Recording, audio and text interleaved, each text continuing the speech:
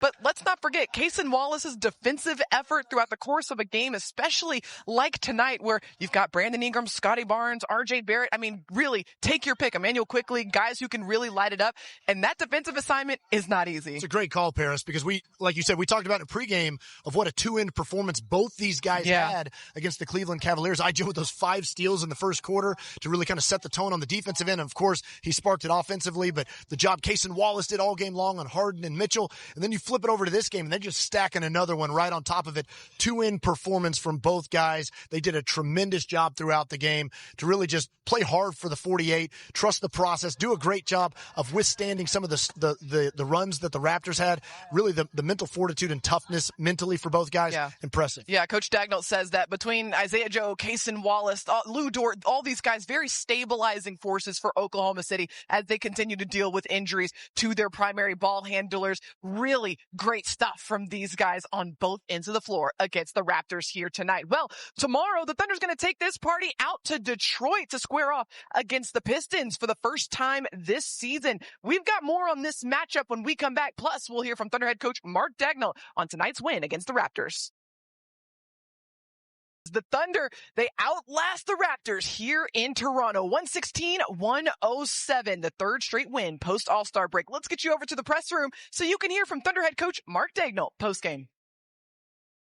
You guys have been through a ton of these wars before. I think about, game in Dallas years ago that was like 30-0 run, and tonight another example of you guys being able to just halt momentum. What did you see inside of your team in the final, 4 minutes? Yeah, I mean, that becomes a really tough game to win when you blow a lead like that, and they come back and tie the game. I thought even the Cleveland game over the weekend was like that. We had an early lead. They got all the way back in the game. They took a lead. It takes great mental toughness to just get yourself into the next possession.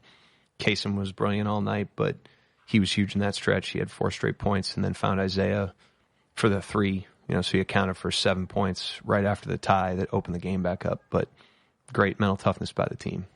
That's obviously a really good defensive team, so it's hard to do for 48 minutes, but it seemed like there were some really great pockets of you all leveraging their pressure against them and getting really clean looks. What was happening either with your tempo or just the way that you were creating during those stretches? Yeah, I thought, first quarter tonight, obviously their pressure bothered us. They had 18 points on second chances and transition off our turnovers, out of their 32 points.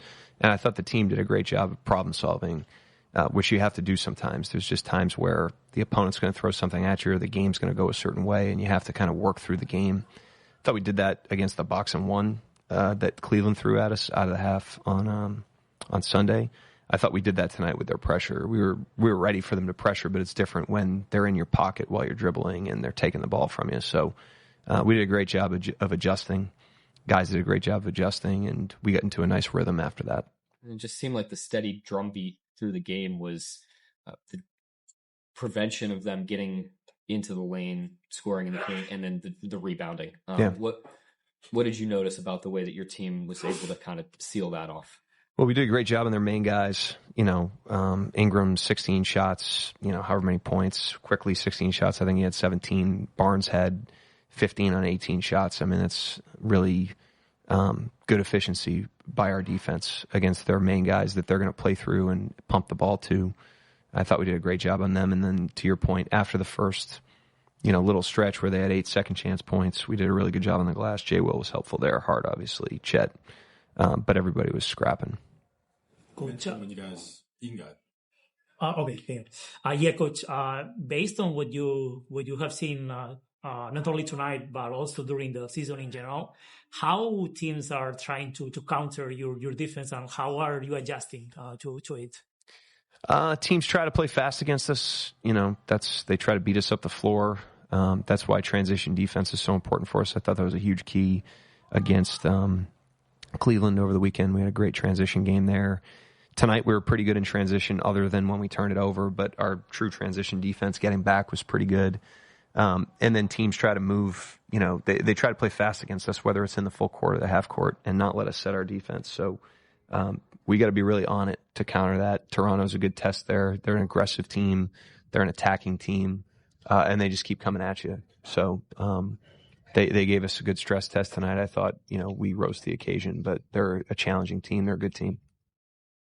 A great test for Oklahoma City here in Canada as they squared off against the Raptors. Well, the tests are going to keep coming, and it starts tomorrow in Detroit as the Thunder wraps up this 2-game road trip against the Pistons at 6:30 p.m. Then they have a game at home against the Denver Nuggets on Friday, and then they head out to Dallas to square off against the Mavs on Sunday at 7 p.m. So, next challenge for Oklahoma City, less than 24 hours away, out in Detroit, facing the number 1 team in the Eastern Conference for the first time this season in the Detroit Pistons. And the Toronto Raptors, a great defensive team. The Detroit Pistons, the second best defensive team in the league. Yeah, I was kind of thinking that, Paris, as you were going through it, that this was kind of a good appetizer to what you're going to see in Detroit here less than 24 hours from now. This is a tough, physical, difficult team to play against in the Detroit Pistons, and they really like to kind of rough up a game, and they've got big bruisers that they're going to battle you. And so, one of the things that they do really well is they force a lot of turnovers. Again, they do that a lot with their physicality. They kind of want to knock you off the ball. And then, of course, they got Cade Cunningham, who is playing brilliant basketball this season, and he's coming off the game against San Antonio where he did not play very well, 5 of 25 shooting in that game. So you can be sure that Cade Cunningham has a mindset to wash that one away as he plays OKC. Yeah, one thing that doesn't really come through on the screen very well is just how big Cade Cunningham is. He has great size, which leads to great versatility out there on the floor, great skill set, and he really utilizes it to his favor. 25 points, 5 rebounds. He's also out there dishing out assists left and right. He's the type of guy that really influences the game on a multitude of levels. Honestly, the Thunder play against Shai Gilgeous-Alexander all the time, and there's really no simulation for Shai, but Cade Cunningham plays kind of a similar style, at least, in that he likes to get to that mid-range. He likes to use his body to create space. He's a really good three-point shooter. If you go under a screen and you back off him, he's also a very good playmaker. Yeah. So there's a lot of elements to Cade Cunningham's game that I think the Thunder are going to be somewhat familiar with. Again, you can't necessarily simulate either player, but that's, that you got to prepare for Cade Cunningham and the physicality that he's going to play with, and he's going to get to his spots, and you just got to make it as challenging as you possibly can. Has all the makings of being a really tough defensive battle between the two top defenses in the NBA, the Detroit Pistons and the Oklahoma City Thunder, out in Detroit. The second night of a back-to-back for Oklahoma City sets up a good one. Just a reminder, that game tips off at 6:30 p.m. Central Time on FanDuel Sports Network, but be sure to tune in to Thunder Live at 6 p.m. 30 minutes early. Me and Royce get you covered. Everything you need to know leading into tip-off. Should be a good one out there in Detroit. But what a game we had here in Toronto. The Thunder and the Raptors battling it out back and forth. A game of runs and highlights. Cason Wallace with 27 points. Isaiah Joe 22 of his own.